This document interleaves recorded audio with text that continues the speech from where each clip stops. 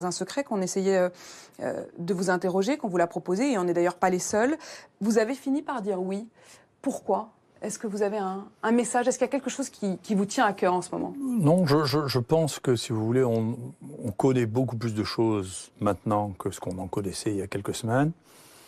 Que donc la plupart des questions que vous posiez ou que les autres posaient étaient des questions de spéculation, d'opinion, et que je suis pas devin, je suis un praticien, et que moi ce que j'aime, c'est accumuler les données réelles, tangibles, pour pouvoir travailler et voir comment les choses fonctionnent. Ça m'intéresse pas de deviner ce qui pourrait se passer, ça m'intéresse pas. Voilà. Et donc je pense qu'il était nécessaire pour moi de tenir les gens au courant de ce qu'on fait, parce que quand même c'est ce pays qui paye pour ma recherche, qui paye pour ce que je fais. Et donc c'est normal qu'ils soient tenus au courant. Et donc maintenant je pense que on sait beaucoup plus de choses, on comprend beaucoup plus de choses, y compris un certain nombre de points qui paraissent moins polémiques. On est arrivé à une espèce de délire polémique qui est complètement surréaliste. Il y a quelques semaines, si vous voulez, on a un peu sorti de ça. Les uns et les autres reprennent un peu raison, donc on peut peut-être en parler de manière. Mais c'est peut-être aussi pour ça que vous avez envie de parler. Est-ce que vous n'en avez pas assez de ces polémiques ou... Non, franchement, je m'en fiche. Mais alors, ça m'indiffère à un point qui est troublant. Vraiment? Ah oui, complètement. Bon, on va y revenir, mais vous n'avez jamais eu de doute pendant toute cette longue période? C'est pas la question. Il n'y a pas un médecin qui n'ait pas de doute. Il n'y a pas un chercheur qui n'ait pas de doute. Il n'y a pas un chercheur qui n'ait que des certitudes. C'est pas raisonnable. Bien sûr que tout le monde a des doutes. Tout le monde. Je suis sceptique. D'ailleurs, on me l'a beaucoup reproché. Je suis sceptique par nature parce que je suis un scientifique. Il n'y a pas de scientifique qui soit pas sceptique. Quand on cesse d'être sceptique, on a basculé dans la religion. On arrête d'être un scientifique. Un scientifique est toujours prêt à remettre les choses en doute. Mais vous avez suscité des passions presque comme si c'était une religion. À un moment, il y a des choses qui ont besoin de changer. Il faut qu'il y ait quelqu'un qui les incarne. C'est moi qui, j'ai pas fait exprès. Si c'est moi qui l'incarne, je l'incarne. Vous n'avez pas fait exprès, mais ça vous déplaît pas? Ni ça me plaît, ni ça me déplaît. C'est pas. Chacun cherche l'estime où il veut. Moi, c'est pas là que je cherche l'estime. Je cherche l'estime de moi-même, et je suis assez exigeant comme ça. Pas besoin des autres. Voilà. Il y a une chose sur laquelle j'aimerais qu'on commence, c'est quand même la chloroquine, parce que c'est aussi, vous êtes associé à Marseille et à la chloroquine. Cette semaine, Édouard Philippe a lancé son plan de déconfinement qui sera en fait extrêmement strict, assez peu déconfiné finalement. Ses mots exacts, c'est de dire on ne peut pas complètement déconfiner parce que, je le cite, trouver un traitement est aujourd'hui une hypothèse incertaine. Est-ce que le traitement existe, comme vous avez semblé le démontrer ici à Marseille, ou est-ce que, comme le dit Édouard Philippe, le traitement n'existe pas, ou c'est une hypothèse incertaine? Écoutez, je sais pas, c'est trop joué sur les mots. Ce que nous, on a fait depuis le départ, si vous voulez, les choses étaient assez simples initialement. Si vous voulez, ce virus, d'abord, avec les Chinois qui l'avaient. Donc les premiers tests qu'on avait sur ce virus, c'est avec les Chinois qui les avaient. Les Chinois ont publié assez tôt, d'ailleurs, dans un très bon journal, en février, ont publié, écoutez, voilà, il y a 2 médicaments qu'on a testés qui marchent in vitro, c'est-à-dire dans les cultures cellulaires. La chloroquine d'un côté, et d'autre part le Remdesivir, qui est un médicament qui est un médicament de Gilead, qui n'est pas manufacturé, qui n'est pas un médicament disponible. Et donc leur conclusion était de dire, écoutez, on va commencer à traiter les gens à chloroquine parce que c'est disponible, c'est pas cher, et que finalement on peut traiter les gens avec ça. Et donc peut-être un mois après, les autorités chinoises, c'est-à-dire tout le groupe, y compris les représentants du gouvernement, y compris le médecin qui avait mené la lutte contre le SARS, fait une déclaration en disant, écoutez, on a nos essais sur une centaine de malades, la chloroquine donne des résultats cliniques, radiologiques satisfaisants, et dans un deuxième temps, on dit réduit la durée du portage viral, et donc on recommande la chloroquine. Et donc c'était très simple, tout ça était, de mon point de vue, assez simple. Donc d'ailleurs, c'est le moment où moi j'ai dit, écoutez, à mes étudiants d'ailleurs, que mon collaborateur filmait, écoutez, on arrive à la fin de partie, on a un médicament qui marche. D'ailleurs, ce qui est vrai, d'ailleurs, si vous regardez, c'est la question. Regardez, vous voyez, au moment où je dis ça, c'est là. Regarde la Chine, c'est fini, c'est la fin de partie. D'accord. Ça, c'est la Chine, hein? Oui, ça sifflait à la fin de partie. C'est vraiment ce qui s'est passé. Donc c'est assez intéressant. Et donc là-dedans, ça déclenche des réactions qui sont absolument inouïes. Le Monde dit que c'est une fake news. Même le ministère de la Santé, en 48 heures, a marqué fake news. Attendez, la chloroquine marche. Ils disent, c'est chinois, ça marche in vitro. Enfin, c'est simple. Et pourquoi cette réaction? Si ça marche, tout le monde aurait intérêt à dire que ça marche. Mais là, il y a une cassure dans le monde, si vous voulez, en 3 parties. Il y a une cassure dans le monde, c'est-à-dire il y a le monde des pauvres, en particulier des moins riches du Sud, qui ont utilisé la chloroquine et puis ensuite l'hydroxychloroquine et l'azithromycine, comme on a fait nous, d'une manière massive, et qui ont d'ailleurs des taux de mortalité très bas. Il y a tout l'Extrême-Orient qui a fait ça. Tout l'Extrême-Orient, la Corée, la Chine. Maintenant, il y a des études prophylaxiques avec la chloroquine qui se mettent en place en Thaïlande, en Inde. L'Inde a mis ça en prophylaxie chez tout le personnel de soins. Donc, c'est des millions et des millions de gens ont été traités avec ça. Et il y a la question de l'Europe de l'Ouest, enfin la Russie aussi, vous savez que c'est un... Enfin, il y a plus Europe de l'Ouest et États-Unis ? Europe de l'Ouest et en partie les États-Unis, si vous voulez, qui ont une position qui, de mon point de vue, est influencée par les gens qui, depuis une vingtaine d'années, travaillent sur les molécules nouvelles pour le sida ou pour les hépatites chroniques, qui ont pris cette habitude d'avoir des essais thérapeutiques, de faire des essais thérapeutiques, d'ailleurs, et de faire des essais thérapeutiques avec des molécules nouvelles, qui ont pris en particulier avec Gilead. Et donc ça va, tous les référents font partie finalement de ces équipes-là qui, depuis des années, travaillent avec ça comme ressource. C'est quoi ça ? Ça repose sur quoi cette méthode-là ?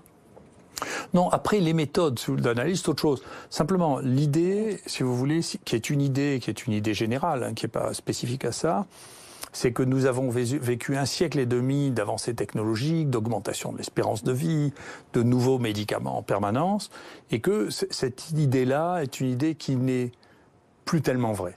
C'est-à-dire que des médicaments qui révolutionneraient maintenant l'espérance de vie, il n'y en a pas beaucoup. C'est pas sûr qu'il y en a, il restera des niches, hein, les cancers jeunes, graves. Pour le reste, vous voyez, les pays pauvres actuellement sont en train de nous rattraper en termes d'espérance de vie. Ça veut dire que vous estimez qu'en fait, ils continuent à chercher des trucs nouveaux, alors que vous dites au fond, on a déjà ce qu'il faut ? Ça veut dire que par rapport à ce qu'on avait il y a 20 ans, on a un capital en médicaments qui sont extraordinaires. Et en plus, si vous voulez, c'est pour ça que tout ça manque beaucoup de science en réalité. Les gens qui se prétendent scientifiques ne sont pas des scientifiques du tout. Il suffit de regarder leur épreuve de tri, la mienne, pour comprendre. Moi, je suis un vrai scientifique. Et puis, en plus, je suis un épistémologiste, c'est-à-dire que j'étudie l'histoire des sciences. Et je fais des cours d'épistémologie depuis 25 ans. Donc, ça veut dire que les modèles changent au fur et à mesure et toutes les données initiales que l'on a sont des idées que j'appelle tunnellaires, c'est-à-dire que vous ne testez qu'une seule hypothèse. Et parce que vous n'avez testé qu'une seule hypothèse, vous ne pensez pas qu'il y ait d'autres hypothèses valides. Je vous donne un exemple. Par exemple, les antibiotiques sont, pour l'essentiel, des molécules qui sont faites par les microbes pour se battre entre eux. Et donc, on a testé ces molécules contre les bactéries, tout en temps contre les champignons. Alors, c'est des champignons ou des bactéries qui sécrètent ça. Mais pendant des années, on ne les a jamais testées contre les virus. Donc, on ne savait pas que ça marchait contre les virus. Maintenant, on se rend compte qu'il y a un tas d'antibiotiques qui marchent contre les virus. En fait, on manque de créativité, quoi. Oui, et puis on a cette vision qui est une vision tunnelaire, et puis surtout ce modèle que nous avons développé, le modèle technologique, est aussi un modèle économique. C'est-à-dire, qu'est-ce qu'on fait des médicaments qui ont été découverts depuis plus de 20 ans et qui rapportent plus d'argent ? Les génériques, qu'est-ce qu'on en fait ? Personne ne va payer pour faire ces études, ça ne va pas rapporter d'argent. Celui qui va développer l'étude ne va pas gagner d'argent avec parce que tout le monde pourra en produire en Inde ou en Chine et que ça ne coûtera rien du tout. Et que donc tout notre modèle scientifique et économique est basé sur un modèle qui est le développement de nouvelles molécules qui, dans un certain nombre de cas, est complètement obsolète. Ça veut dire que c'est une histoire financière quand même. Financière et culturelle. Aussi. Financière aussi et culturelle. Ouais. Financière et culturelle. L'idée qu'on va répondre à chaque fois avec une molécule extrêmement chère et qui va permettre de créer des congrès, d'inviter des dizaines de milliers de personnes, c'est un modèle qui est en partie un modèle en train de mourir. On va revenir sur ces différences aussi culturelles, mais si on revient sur l'histoire de la chloroquine, est-ce que vous pouvez nous dire vraiment, après justement 2 mois désormais où vous la prescrivez ici à Marseille, est-ce que vous pouvez nous dire que votre traitement, chloroquine et antibiotiques, ont sauvé des vies qui sans cela n'auraient pas été sauvées ? Si vous voulez, tout est toujours très difficile à prouver. Ce qu'on peut dire, c'est que nous, on a comparé notre étude à toutes les études publiées. d'accord. Alors on fait des appariements entre les cas, comme nous on a beaucoup de cas, parce qu'on a 3000 personnes qui ont été traitées avec ça, on peut les apparier à toutes les séries publiées. Donc il y a une série qui a été publiée par exemple, parce qu'on ne parle plus du lopinavir, mais enfin c'était une des branches au départ, dont les gens pensaient que ça allait... Eux ont publié une étude contre placebo. On a comparé leur étude. Dans le placebo, ils ont 25 morts. Nous, quand on ajuste, on en a 8 en face sur 100. Donc vous avez 8% et 25% de morts sur des patients qui sont ajustés sur la sévérité, l'âge et le sexe, qui sont les choses. On dit, mais vous avez des gens jeunes, etc. Bien sûr. Mais on peut sélectionner une partie qui est identique à la partie publiée. La différence, on a 3 fois moins de morts. Je ne sais pas ce que c'est qu'une différence significative. C'est pas marginal. Après, Remdesivir, on a essayé de le comparer, mais enfin, c'est une étude qui, en soi, est une étude tellement fantasque. Donc, grâce à votre traitement, vous avez 3 fois moins de morts. C'est ça ce que vous dites. Votre traitement a permis qu'il y ait 3 fois moins de morts. Et puis, des gens qui, sans votre traitement, seraient morts. Oui, et puis encore une fois, vous savez, je crois qu'il ne faut pas confondre. Oui. Il y a une chose, je vous assure, il ne faut pas confondre ce qu'on dit à la télévision, nous maintenant, ce qu'on dit dans les journaux, ce que disent les gouvernements et ce que font les médecins. Parce que ce n'est pas pareil.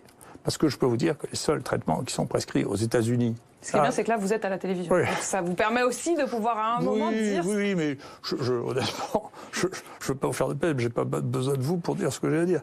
Non, mais on est là. Si vous voulez, c'est que les seuls traitements qui sont utilisés aux États-Unis, c'est l'hydroxychloroquine et l'azithromycine. C'est les seuls médicaments qu'utilisent les médecins. Il y a un institut de sondage qui sonde tous les médecins du monde. Dans 57% des cas, ils utilisent l'azithromycine et la chloroquine, que vous le recommandiez ou pas. Mais alors, en France, mais attendez, en France, on prescrit pareil. Moi, j'ai les données de la CNAM, c'est-à-dire des médicaments qui sont vendus. On a vendu à partir du moment où c'est fait, ça a été vendu un nombre de traitements absolument considérable en ville. Et encore plus à Paris qu'à Marseille. Donc... Ce que vous nous dites, c'est qu'en fait, les dirigeants, et notamment l'autorité du médicament, ont dit attention, ils ont pris leur distance avec ce traitement, mais que dans les faits, les médecins vous suivent. Les médecins, ils ont toujours soigné les malades. Vous ne pouvez pas dire aux médecins de ne pas soigner les malades. Enfin, c'est contraire au principe même de la médecine. Les médecines du temps d'Hippocrate ou du temps de Galien, et déjà, ils donnaient quelque chose aux gens qui étaient malades. Quand vous êtes malade, vous allez voir un médecin, vous n'allez pas repartir en disant on peut rien faire pour vous, attendez chez vous de voir si vous êtes insuffisant respiratoire. Enfin, c'est pas un acte médical. Le médecin, il doit soigner les malades. C'est son truc. Donc tous les médecins, quand on leur dit écoutez, il y a quelque chose qui donne des résultats et qui ne présente pas de risque, puisque c'est des médicaments les plus banals du monde. Vous êtes sûr de ça ? Non mais écoutez, vous rigolez. La chloroquine, l'hydroxychloroquine, c'est les médicaments les plus prescrits au monde après l'aspirine. Il s'est vendu en 2019 36 millions de comprimés de plaquenil sans que personne n'y trouve rien à dire. Et là, on fait une communication tous les jours en disant que c'est un poison mortel. Mais c'est qui on ?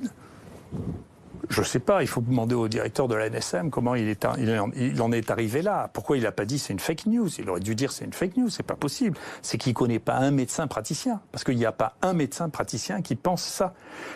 Pourquoi les médecins ne passent ? Parce qu'il n'y en a pas un qui le croit. Tous les médecins ont déjà prescrit du plaquenil dans leur vie.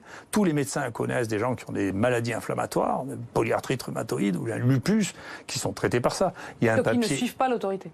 Mais on ne peut pas la suivre. Quand on vous dit qu'un truc est un poison mortel qui tue et que vous avez une série là qui est online, hein, dans laquelle les gens ont étudié 900 000 personnes traitées par hydroxychloroquine. Aux mêmes doses que celles que vous avez doses. Et bien sûr, c'est des doses que moi j'utilise depuis des années, c'est les doses qu'on utilise pour les lupus, pour les arthrites rhumatoïdes.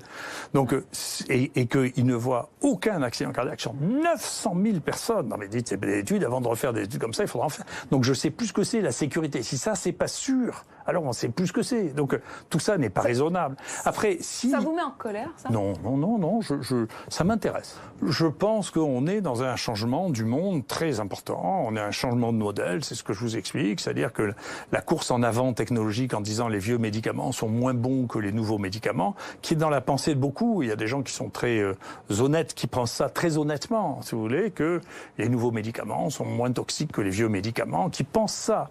Mais c'est une opinion. Ils ont besoin d'une croissance d'entreprise, d'une logique d'entreprise. Oui, on est dans une logique qui a été la logique de l'Europe et des États-Unis depuis le 19e siècle. C'est sa logique, c'est une course en avant technologique avec des brevets qui durent très peu de temps, qui veut dire que dès que on a découvert, il y a aussi une réflexion à avoir sur la durée des brevets. Si les brevets ne durent que 20 ans, il faut trouver une nouvelle molécule pour faire de l'argent. Est-ce que ça met en danger la vie des gens? Est-ce que ce que vous démontrez à l'instant sur l'aspect presque économique d'une espèce de course en avant vers des nouveaux brevets, peut-être la question même du principe de précaution, est-ce que ça met en danger la vie? Ou est-ce que ça empêche de soigner? Je ne sais pas. Le principe de précaution dans cette analyse a une certaine logique, si vous voulez. J'aurais peut-être pas dit ça il y a 10 ans, si vous voulez. Maintenant, je pense ça. C'est-à-dire que on est dans une société où, en dehors des crises, si vous voulez, les gains à espérer en espérance de vie sont très faibles. Donc, avant de changer quelque chose, il faut bien réfléchir parce que les bénéfices à espérer sont très faibles. Et donc, toute la question du risque, c'est une question du bénéfice. D'accord ? Donc, si vous êtes dans une situation, ce qui est le cas, on est dans une situation de plateau en termes d'espérance de vie, c'est plutôt les pauvres qui nous rattrapent, si vous voulez, et bien sûr l'Extrême-Orient qui commence à avoir une espérance de vie un peu plus longue que la nôtre. Dans cette situation-là, que vous disiez, écoutez, moi je suis dans le principe de précaution parce que pourquoi prendre des risques alors que j'attends pas de gains significatifs, je le comprends. Le problème des crises, c'est que c'est pas comme ça. Le problème dans les crises, c'est qu'il faut accepter de prendre un certain nombre de risques parce qu'il y a quelque chose de nouveau et qu'on ne sait pas le gérer. Et que donc, il y a une certaine incertitude au moment où on fait les choses qui est naturelle. Est-ce que ça veut dire que les pays que vous décrivez d'Europe occidentale se sont embourgeoisés en quelque sorte? Surtout, ils sont morts plus que les autres, hein. Beaucoup plus que les autres. Ah, vous regardez la mortalité par Covid dans les pays, c'est l'Europe de l'Ouest qui a le record du monde. Et il n'y a pas une question peut-être de géographie ou de température? Je crois pas, je sais pas quoi. C'est spectaculaire, c'est la première fois que dans les pays les plus riches qu'il y a la plus forte mortalité quand même. Hein. Et ça, c'est à cause du traitement? Pour l'instant, c'est surtout la cause de pas de traitement. C'est-à-dire, on est les seuls à pas avoir traité aussi. Hein. Donc les autres, ils ont détecté, traité. Hein. Donc nous, on a décidé qu'il fallait pas traiter à un bout d'un moment. Si vous voulez, c'est tous ceux qui ont traité ont une mortalité inférieure à l'autre. Mais ce que vous nous dites est quand même très grave. Ça veut dire que vous estimez qu'il y aurait beaucoup moins de morts aujourd'hui si on leur avait prescrit? Les 15 pays dans lesquels la mortalité est la plus forte, c'est que des pays de l'Europe de l'Ouest et les États-Unis. Il y en a qu'un qui est au milieu pour des raisons qui sont un peu complexes dans les 15, qui est l'Iran, dans lequel c'est contrôlé maintenant pour les mêmes raisons. Ils ont distribué la chloroquine comme des malades, ils ont contrôlé la maladie. Mais vous nous avez dit, je suis médecin, je veux traiter, j'ai un malade devant moi, je veux le traiter. Ça vous rend pas dingue de voir que on a le traitement, enfin en tout cas à vos yeux, le traitement il existe, il pourrait permettre moins de morts et on ne le fait pas? J'ai dit comment je traitais les gens. Encore une fois, si vous réalisez pas qu'il y a 57% des médecins du monde qui utilisent ce traitement, que c'est le seul qui est utilisé aux États-Unis, il paraît même, je sais pas si c'est sur votre télévision, là, que Agnès Buzyn a prescrit à un producteur de télévision. Donc c'est quand même que j'ai une influence sur la prescription qui est notable quand même. Enfin, je sais pas si c'est vrai. Enfin, ça vous devez vous en réjouir quand même, non? Oui, parce que ça veut dire, ce qui est compliqué, c'est que, je l'ai déjà vu, parce que j'ai fréquenté le ministère quand même, dans ma vie, il y a une espèce de déconnexion obligatoire qui se fait entre le cœur de métier que l'on a et les fonctions qu'on occupe. Et donc je suis content pour elle qu'elle soit restée un médecin. Parce que face à un malade qui vous dit, écoutez, je suis malade, qu'est-ce que je fais? Si vous voulez, de redevenir un médecin et de ne pas le traiter en ministre, mais en médecin, c'est bien. Vous aviez des doutes, visiblement. Le message que vous passez, c'est qu'un médecin qui devient ministre, il perd le cœur, il perd l'intuition, et il passe du mauvais côté, quoi. Oui, et puis, si vous voulez, moi, j'ai vu ça, l'environnement des ministres qui sont là est terriblement influent. C'est terriblement influent. Et donc, quand vous répète les choses du jour au lendemain, vous savez bien comment ça part. On leur passe des notes, ils lisent des notes qu'on leur a préparées, ils n'ont plus le temps de travailler par eux-mêmes. Donc, c'est les gens qui sont autour. Donc, le ministre, c'est le porte-parole de gens qui sont autour de lui, entre ses directeurs et puis son cabinet. Et donc, si vous voulez... Olivier Véran, il est médecin aussi. Est-ce qu'il l'est encore, à vos yeux? Je sais pas. Encore une fois, lui, je pense qu'il est... Je vois pas difficilement comment il pourrait être une exception totale, si vous voulez. Il est prisonnier de ça, pour vous?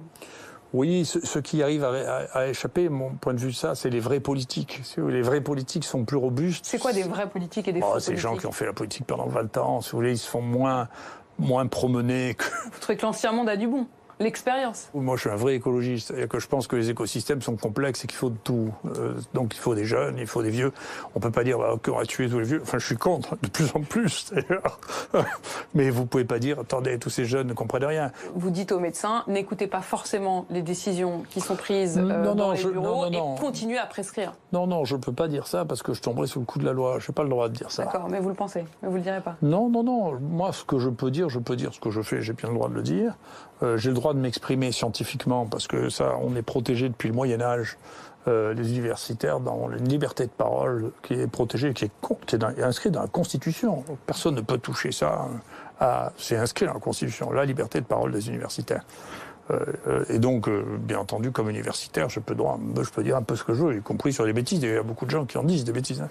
Vous avez le sentiment d'en avoir dit beaucoup, des bêtises ? Non. Parfois, j'ai analysé les choses trop rapidement, comme tout le monde. Hein, mais avoir dit au début que peut-être ça ne serait pas très important comme épidémie, avoir dit que ça ne tuerait pas tant que ça. Vous savez, il y a une chose que j'ai toujours dit, toujours, c'est je ne prédis jamais rien. Vous avez quand même dit que ça serait peut-être une grippette. J'ai jamais employé le mot grippette, y compris quand les gens ont voulu me le faire utiliser, je leur ai fait barrer parce que c'est pas un mot que j'emploie. Donc c'est pas quelque chose qui existe. Et une maladie nouvelle ne peut pas être une forme atténuée d'une maladie connue. Ça n'a Mais pas de vous n'avez sens. pas le sentiment d'avoir pensé que ce serait moins important que ça ne l'est devenu? Vous savez, je vous suggère de vous méfier, et c'est seulement quand on aura les comptes qu'on saura. Et les comptes, on les verra bien. Donc je les connais pas, les comptes. Votre intuition, à ce stade? Je ne fais pas part de mes intuitions. Mes intuitions sont pour moi, c'est ce qui me dirige. Une hypothèse alors? Non, on verra bien, on verra bien. Mais quand on vous écoute, on a le sentiment que vous êtes assez serein. Oui, vous êtes assez serein. Oui, c'est ma nature. Est-ce qu'on en a trop fait sur ce coronavirus? Est-ce qu'on a excessivement surjoué la gravité? En tout cas, pour les chiffres qu'on a, sûrement, quand vous voyez honnêtement qu'en Chine, je sais pas, à la fin, comme ils ont eu 5000 morts, si vous voulez, sur la population chinoise dans l'année. Vous les croyez? Ah oui, mais enfin, vous n'avez pas honte de vous poser ça comme question? Non, mais c'est une question qui s'est posée, y compris au sommet de l'État. On a entendu Emmanuel Macron qui s'est demandé, qui a dit qu'on ne savait pas forcément tout. Non, mais on ne sait pas tout. Moi, je ne crois pas qu'ils mentent plus que les Français. Hein. Je pense Parce que les Français, ils mentent? Tout le monde ment, mais plus ou moins. Tout le monde ment. Enfin, donc moi, je ne sais pas si les politiques chinois mentent plus que les autres. J'en sais rien du tout. Je n'ai pas de raison de le croire. Si vous voulez, moi, j'ai été impressionné quand je suis allé en 2005 en Chine. Moi, j'ai été impressionné par l'organisation et la stratégie chinoise. L'IHU, ça m'a relancé pour la construction de l'IHU que j'avais proposé au ministre en 2003. Ça m'a relancé parce que j'ai eu le sentiment d'être sous-développé à côté de la Chine. Et l'IHU, ça représente à peu près 10% de l'hôpital de Shanghai, et moins bien équipé que c'était en 2005. D'accord? Donc on a beaucoup de retard sur ce qui est en train de passer en Extrême-Orient. Et qu'est-ce que vous avez pensé de ces théories qui ont été développées il y a quelques semaines, que le virus il aurait pu être créé dans un laboratoire chinois ou qu'il se serait échappé d'un laboratoire chinois? C'est plausible? Écoutez, moi, à mon stade, je ne crois pas. Enfin, après, encore une fois, je vous dis, je suis un renégat. Si on me prouve que c'est vrai, mon Dieu, je changerai d'avis, ce ne sera pas la première fois. Mais franchement, ça me paraît très, très invraisemblable. Pourquoi vous êtes un renégat?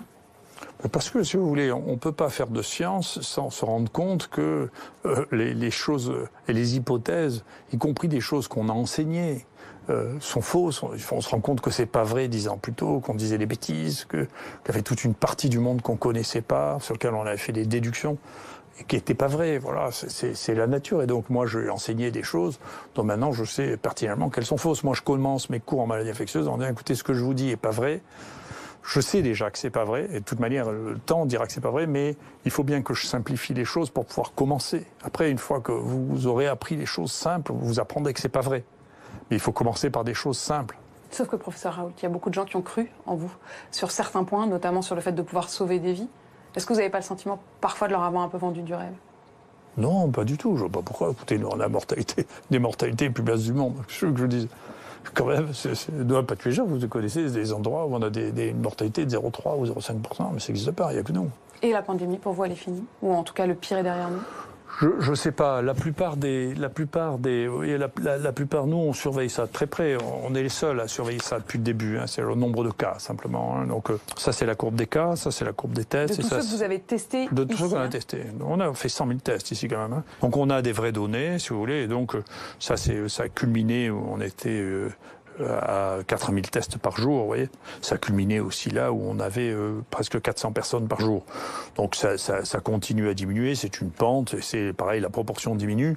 Et c'est vrai que la courbe en cloche, comme ça, c'est une courbe habituelle. C'est comme ça que se passent beaucoup d'épidémies. Elles montent, pour des raisons qu'on comprend mal, elles deviennent de plus en plus contagieuses, de plus en plus sévères. Et puis, elle diminue, ça n'a rien à voir avec le pourcentage d'immunité de la population. On ne sait pas pourquoi ça se passe. C'est une chose qui est inconnue. Enfin, on ne le sait pas. Donc on est en bas de la cloche pour vous ? Là, on est en bas. On voit bien qu'on est en bas de la cloche. Nous, on vous voit là. Et puis, encore une fois, il y a un site là que j'avais mentionné qui montre ça pays par pays. Vous voyez, c'est ce qui s'est passé. Et dans combien de temps ce sera derrière nous ? Je ne fais pas de paris comme ça. Vous avez demandé de faire des prédictions. Je vais vous dire 10 fois que je ne fais pas de prédictions. Donc ça va finir par devenir lassant. Mais en tout cas, les épidémies ont communément une forme de cloche, de répartition en cloche comme ça, où il y a une accélération, un pic, et puis une diminution. C'est banal comme forme. Voilà, c'est une forme banale. Il arrive que cette forme ne soit pas respectée, mais c'est banal. Est-ce que pour vous qui étudiez les pandémies, vous avez le sentiment que ce coronavirus, il est assez banal ?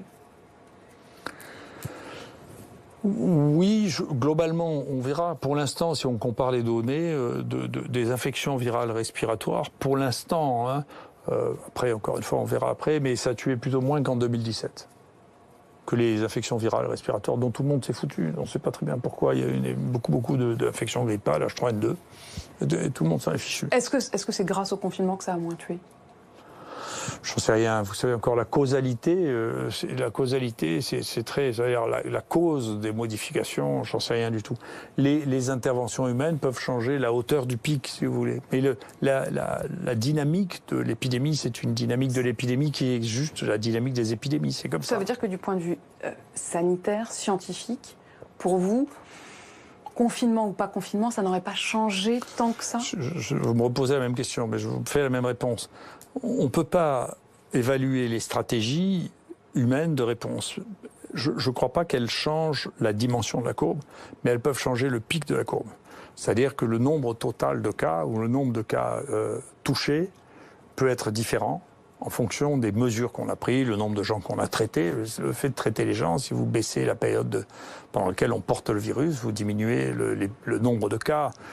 Si vous évitez la contagiosité d'une manière ou d'une autre, et je ne sais pas bien évaluer le confinement, donc je n'ai pas vraiment d'idée. Et puis, c'est très compliqué, c'est une décision politique. Et les décisions politiques, elles ont des facteurs multiples que je ne sais pas juger, et que je ne veux pas juger d'ailleurs. Hein. Donc, la peur, moi, il y a une chose qui me fait plus peur que n'importe quoi, je suis toujours d'accord avec moi, c'est la peur.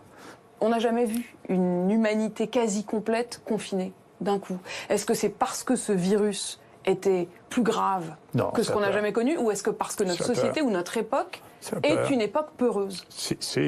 On a une population qui est vieille, qui est inquiète, qui n'a jamais vécu d'événements qui n'a jamais vécu de grandes guerres avec des événements très très très dangereux, et que donc on a ce qu'on appelle une aversion au risque, on supporte plus le risque. Donc on s'est affolé.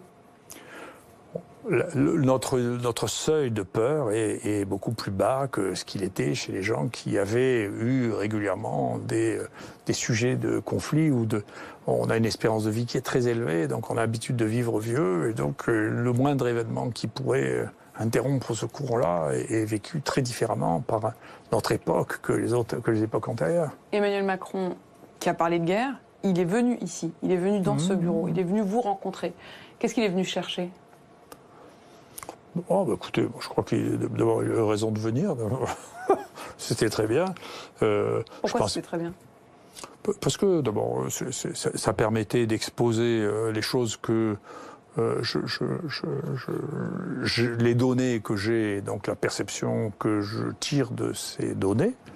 Il y avait des données qu'on était les seuls à avoir, qu'on était content de communiquer, en particulier, je vous dis, sur le risque chez les enfants, sur l'allure de la courbe, l'évolution de la courbe, les stratégies thérapeutiques que l'on a. Et donc, moi, j'ai trouvé ça... en plus, je reconnais que quand il nous avait demandé de passer à l'Élysée, moi, comme d'habitude, je parlais pas comme les autres. Et donc, je pense que ce que je lui disais l'intéressait. Que donc, et pourtant, ça l'intéressait. Il vient ici, vous lui faites ses démonstrations, et derrière, c'est pas suivi de fait. C'est-à-dire, votre traitement n'a toujours pas été validé. Il y a toujours cette défiance. Encore une fois, je pense que la décision politique, je vous l'ai dit, je trouve que la décision politique est au moins aussi compliquée que comprendre les épidémies. Je sais que c'est difficile à comprendre les épidémies. Donc dedans, il y a toutes sortes d'influences, il y a des gens... C'est un peu le danger des gens qui entourent ces politiques, c'est qu'ils sont sur un mode très... Et même quand on est président de la République, on n'arrive pas à prendre l'ascendant là-dessus ? Je sais pas. Encore une fois, le métier de politique, moi j'ai vu vraiment le champ politique en action, c'est un métier difficile. Donc c'est un métier complexe. Moi, j'aurais jamais voulu faire un truc pareil. Hein. Mais quand il était ici, vous avez eu le sentiment qu'il était convaincu ? Je crois qu'il était intéressé, je crois qu'il comprend très bien. Enfin, c'est un homme intelligent, ce sera une surprise pour personne. Il comprend très bien quand on lui dit quelque chose, il comprend très bien. Après, comment il transforme ça en politique, c'est le métier des politiques. Ça, c'est pas le mien. Voyez. Donc, on ne sait pas tout.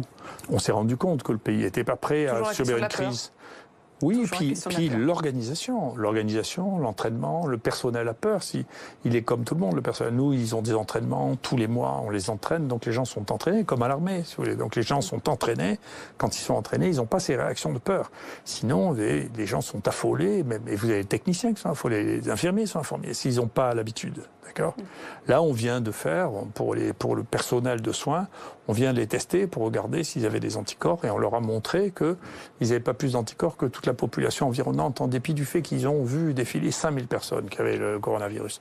Donc on les a bien gérés. On a géré leurs risques. Ce que vous nous dites, c'est que dans ce bâtiment où vous êtes en contact en permanent avec des malades, parce que vous les testez, parce que vous les traitez, le personnel soignant, pourtant, n'a pas contracté la maladie davantage que le reste de la population. Oui, bien sûr.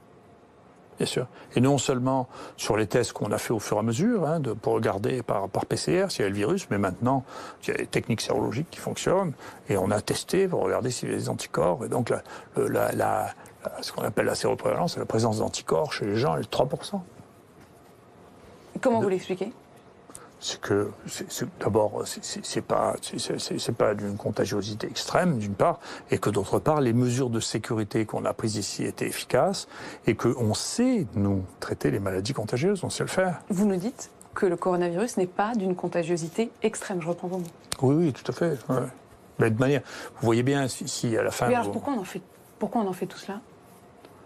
Non, mais j'en sais rien, il faut demander aux sociologues. On est une société qui, avant, elle était au bord de la crise de nerfs, maintenant elle est en pleine crise de nerfs. Moi, j'ai passé mon temps à dire la société est au bord de la crise de nerfs, maintenant elle est passée de l'autre côté du bord, elle est en pleine crise de nerfs. Vous voyez bien. Crise de nerfs. On est plus en pleine crise de nerfs qu'en crise épidémique ?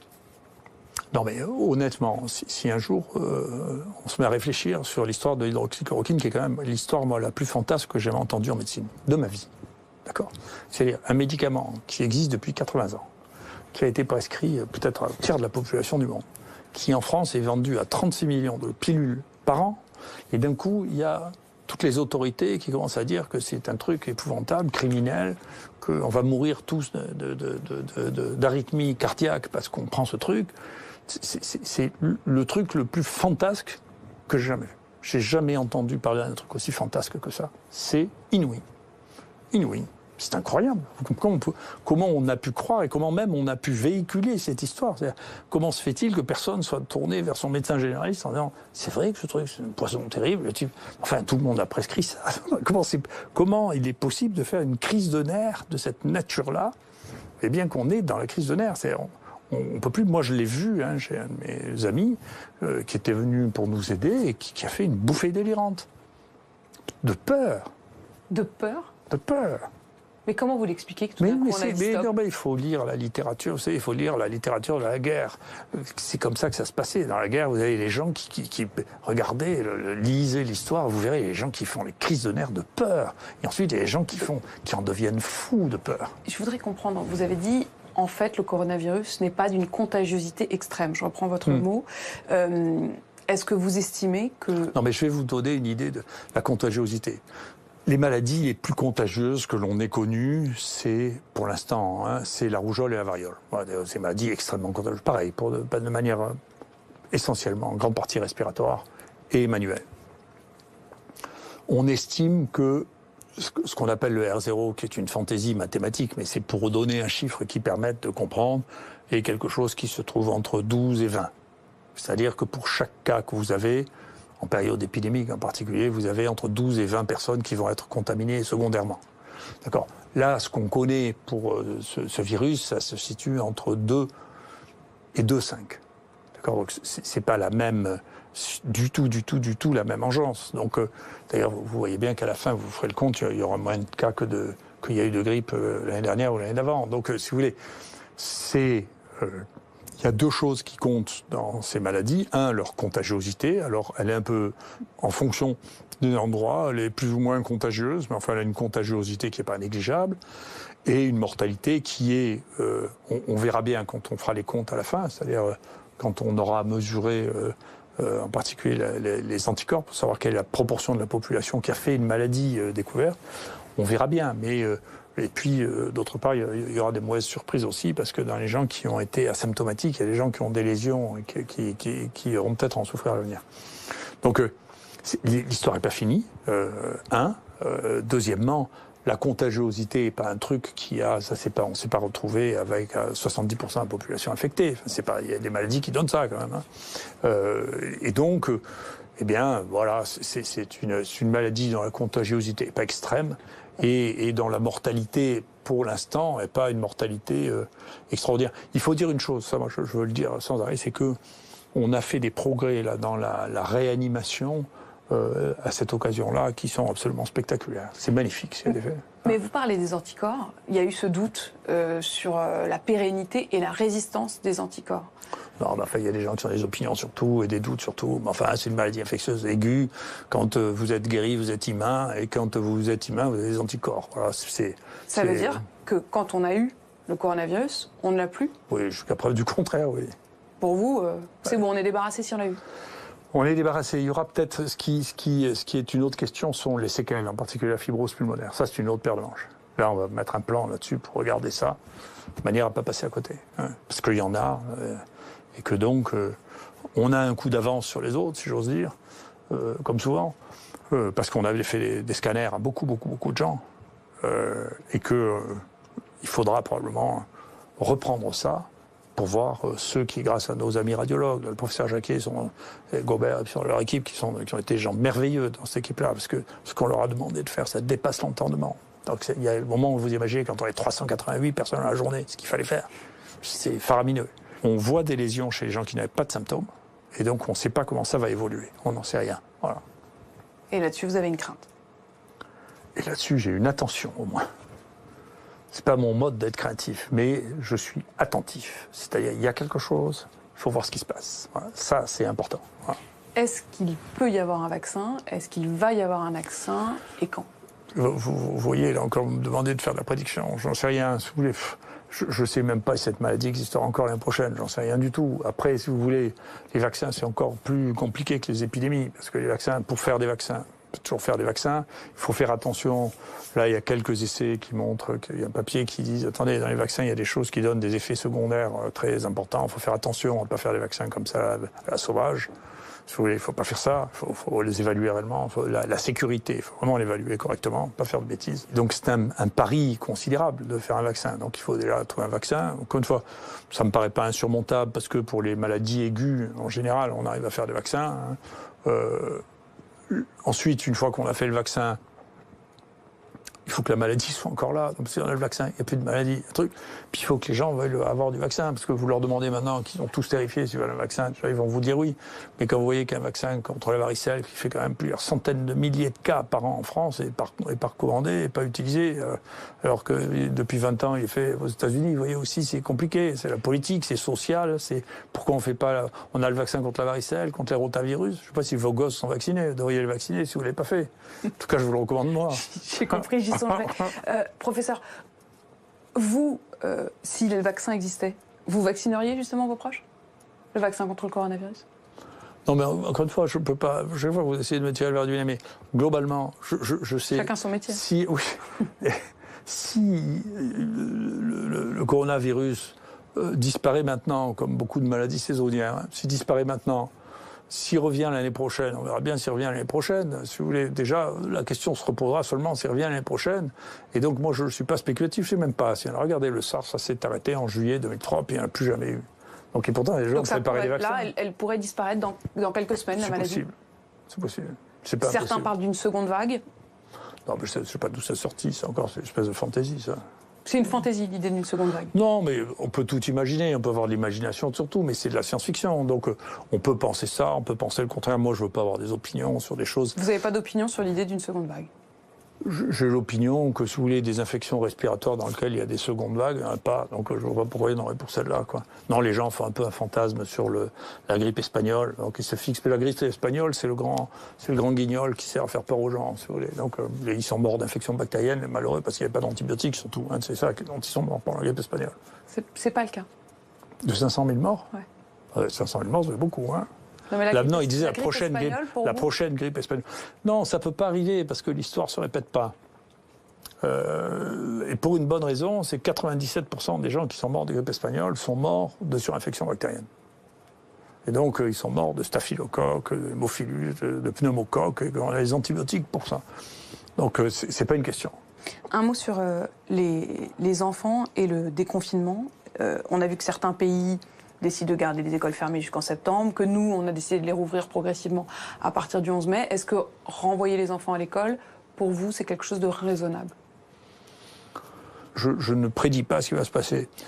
Dans l'état actuel, si l'évolution de la maladie continue à avoir cette allure-là, il y a des gens là, qui sont à Singapour, qui ont calculé que, compte tenu de la courbe qu'on observait en France, on passerait de 97 à 99% de l'épidémie pendant la deuxième semaine de mai. Donc, basé sur des analyses comparatives sur tout ce qui s'est passé dans le monde.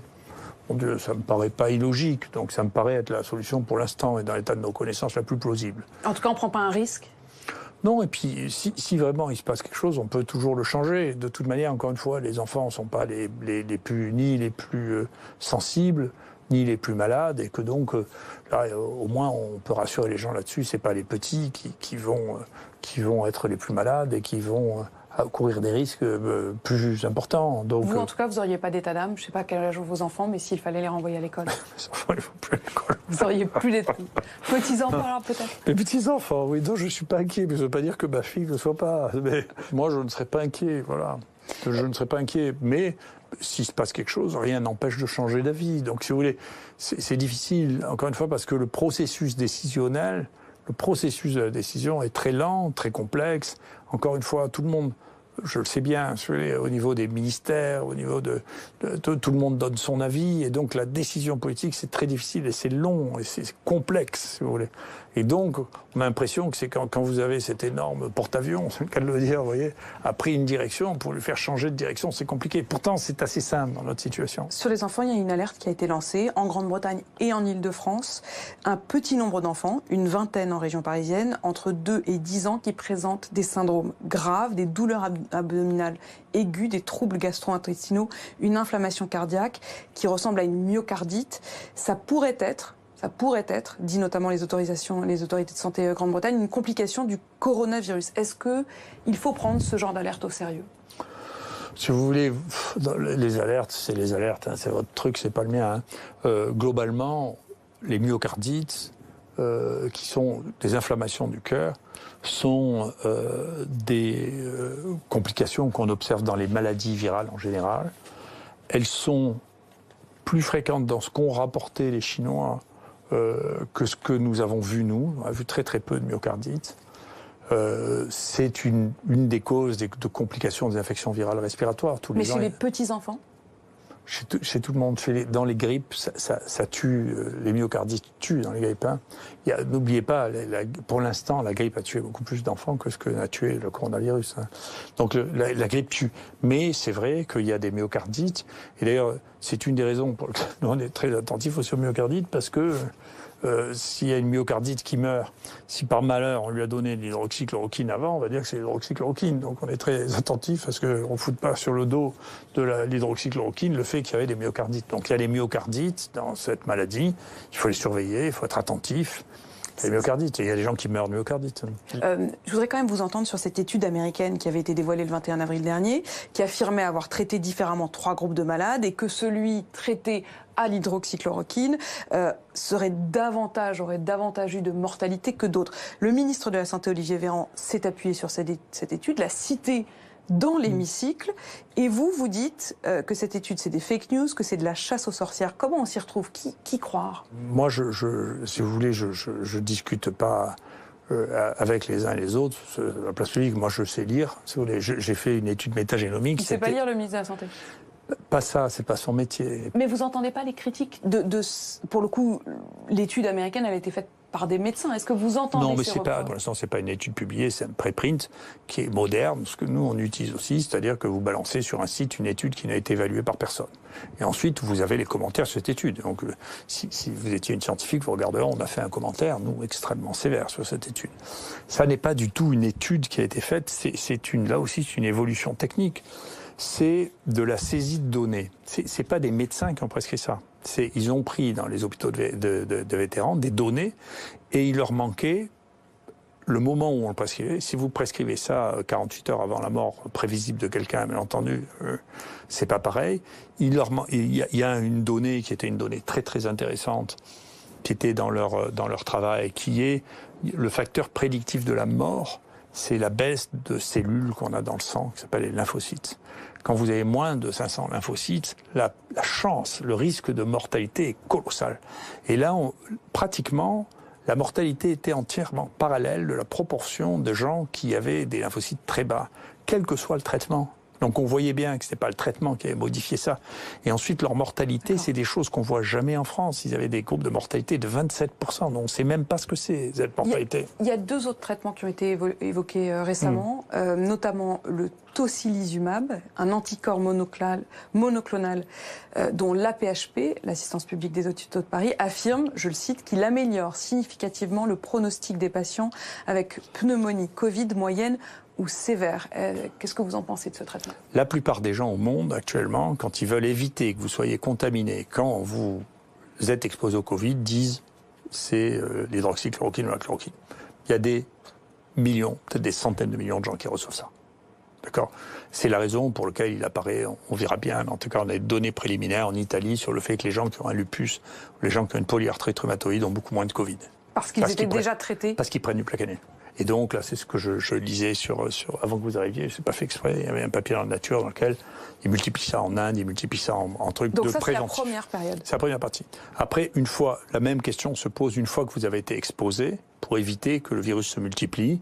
Alors, on parle de début de maladie. Donc le premier s'appelle prophylaxie, le deuxième s'appelle la prévention. Donc quand vous êtes là, vous êtes après exposition. Il y a une vraie question, donc la question, c'est une question qui se pose actuellement. Est-ce qu'il faut donner ou est-ce qu'il ne faut pas donner? Pareil, l'hydroxychloroquine, la chloroquine, c'est des médicaments qui ne sont pas dangereux. C'est une vraie question à laquelle il faut qu'il y ait des études qui répondent. Vous savez que c'est ça. Vous y avez répondu dans les faits, vous l'avez prescrit? Non, nous on a testé que des gens positifs. Donc ça c'est avant, c'est par la période d'incubation, entre le moment où vous êtes exposé et le moment où vous êtes malade, que vous soyez symptomatique ou pas. Après, la question, c'est quand vous êtes porteur du virus, qu'on détecte le virus, à ce moment-là, au début, la seule question, c'est le virus. Donc il faut donner quelque chose qui marche contre le virus. Et quelque chose qui marche contre le virus et qui ne soit pas dangereux, qui soit anodin. Je pense que c'est la raison pour laquelle tout le monde s'est excité contre l'hydroxychloroquine, parce que c'était les choses qu'on pouvait donner, c'est l'hydroxychloroquine et l'azithromycine, qui sont des traitements tellement banals qu'on peut donner ça, on connaît leur activité. Ça, c'est le début, c'est-à-dire vous faites une forme qui n'est pas très grave et qui est modérée. Alors, vous en êtes là. Et là, il y a du virus, on le mesure, il peut y avoir des quantités très très importantes. Et puis arrive, si vous n'êtes pas traité, il y a un certain nombre de gens qui vont guérir tout seuls, même si vous n'êtes pas traité. Et puis il y a des gens qui ne vont pas guérir tout seuls et qui vont faire des formes graves. En particulier, il y a une population qui est surreprésentée dans les formes graves, qui sont les hommes, âgés et qui ont des pathologies par ailleurs, l'hypertension, le diabète, etc. Ceux-là ont plus de risques de faire des formes graves. Et quand ils arrivent à cette forme de ce stade de forme grave. Et en particulier ceux qui sont en réanimation, à la fin de la réanimation, ils n'ont pratiquement plus de virus. Et ce qu'ils ont, leur problème, c'est la réaction que nous avons, nous, contre le virus. La bataille contre le virus, c'est ce qui devient dangereux.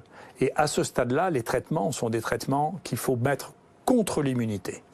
C'est là qu'intervient le tocilizumab. C'est là qu'il intervient, mais c'est là que l'hydroxychloroquine revient aussi, parce que bien sûr c'est un modulateur de l'immunité, puisque jusqu'à présent on l'utilisait pour les gens qui ont des maladies immunologiques et inflammatoires. C'est le traitement des maladies immunologiques et inflammatoires.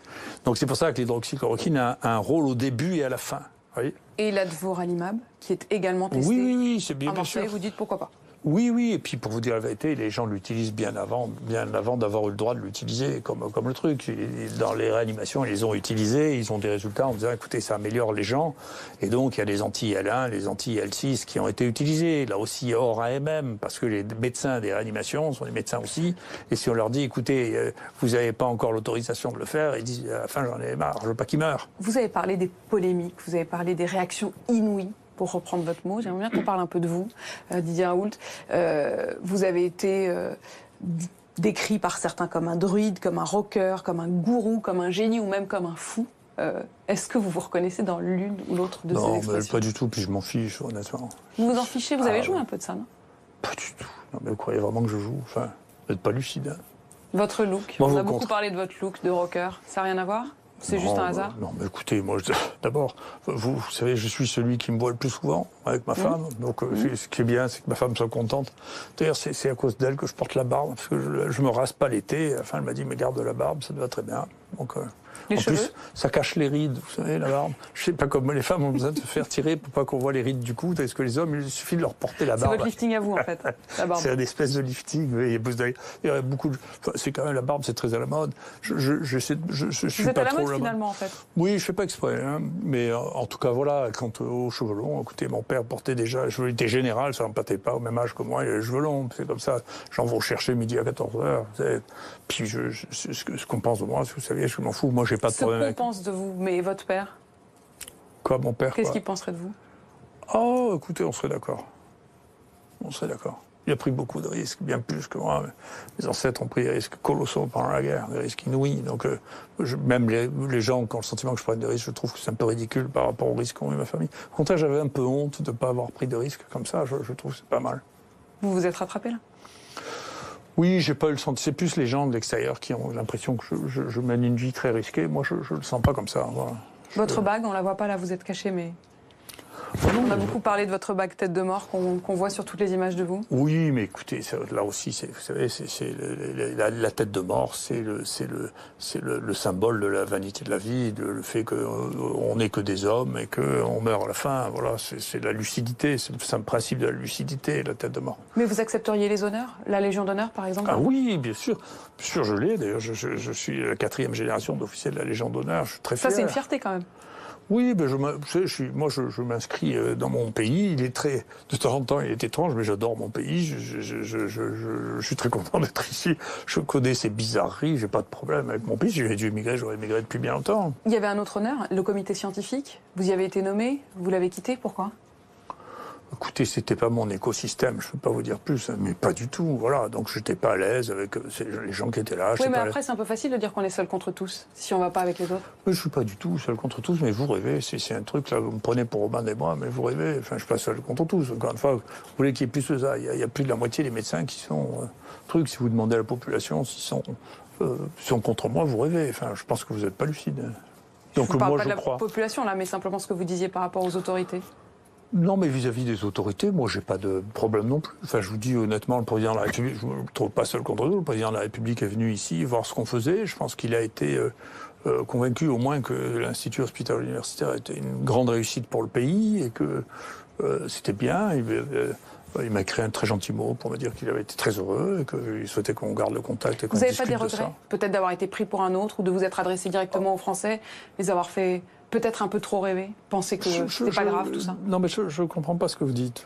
Je comprends pas. Moi, j'ai passé mon temps à dire ce que moi, je suis pas comme vous. Moi, je rapporte les données que j'ai moi, que je transmets.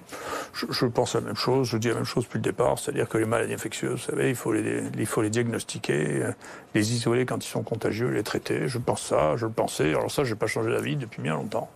Je pense ça. Et quant au reste, si vous voulez, moi, je rentre pas dans l'espèce de folie terrifiante. Je pense qu'il faut pas le faire. Peut-être que la meilleure manière de pouvoir transformer cette façon de prendre des décisions, ce serait de devenir soi-même ministre? Non, mais c'est pas possible. On peut pas jouer au ministre. C'est pas possible. La politique, pour moi, c'est un métier maintenant. C'est encore une fois, moi j'ai vu les malheureux qui arrivent là, ils choisissent pas leur cabinet, ils choisissent pas leur directeur. Ils ont un environnement qui est déjà entièrement constitué, leur degré de liberté, puis la capacité de décision dans nos vieux pays prudents. Est très difficile. Si vous voulez faire une loi, il faut passer au Parlement, puis au Sénat, parfois repasser au Parlement, puis le Conseil d'État. Et sur la suite et sur les inquiétudes des Français, vous, les semaines, les mois qui viennent, vous êtes pessimiste ou optimiste? En principe, la plupart des épidémies ont une forme en cloche, qu'on a l'air d'être à la fin de la cloche, ça ressemble à ça, et que donc pour la contagiosité de cette maladie, on a l'impression que les choses sont en train de se calmer comme on pouvait penser, c'était une des hypothèses vraisemblables, qu'elles se calmeraient au printemps, voilà, parce que ça arrive assez souvent quand même.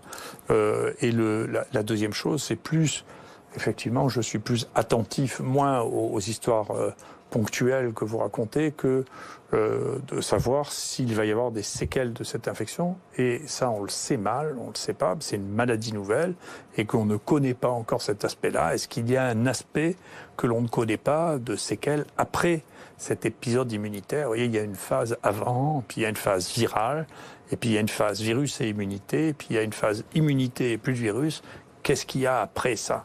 Et ça, c'est une question qui, pour l'instant, n'est pas claire dans mon esprit. Merci beaucoup. On n'en est pas là. Merci Didier Raoult de nous avoir reçus dans votre bureau ici à Marseille. Très bien. Voilà donc pour cet entretien d'1 heure que vous avez pu suivre sur BFM TV. On va revenir point par point sur ce qui a été dit avec nos invités. Bonsoir Philippe Douste-Blazy.